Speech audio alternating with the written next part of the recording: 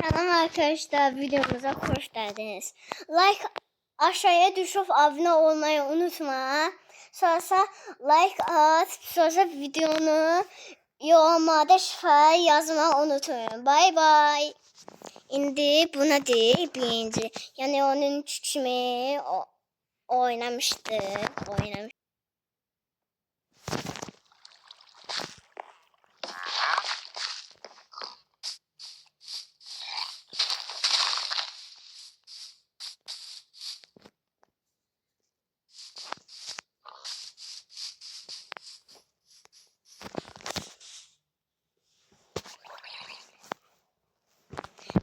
Bugün oradaki evde demiştim. Komşunun bütün eşyaları almıştım. Bütün eşyaları. Çoxu. Yani her de videom. İndi ona da ki atanın telefonunda. Atanın telefonunda kamera ev yok da yani atanın telefonunda kamerasının ev yok. İndi başlayalım. Pijat çıkım ben.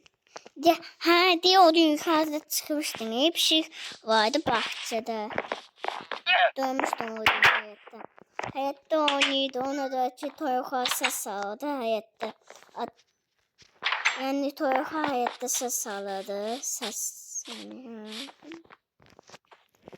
Bismillah aşağıma bakalım. Yatak.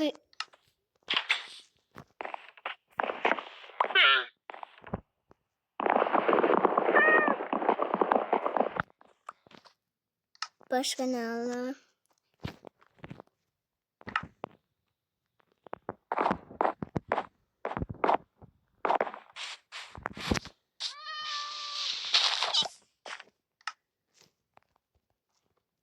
Toprak alayım sen.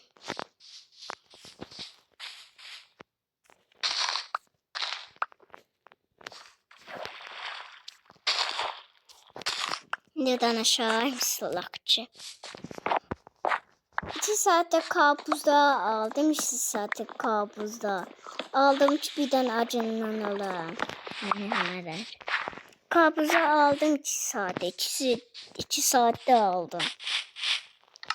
Ben 2 saatte aldım. Yatak 2'den aldım. Yadımdan çıktı ki ona da 2'den aldım. Yani unuttum 2 tanesini almak.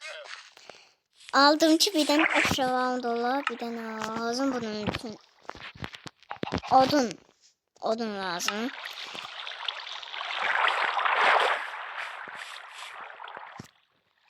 Burası patlayıp da ev yoktu.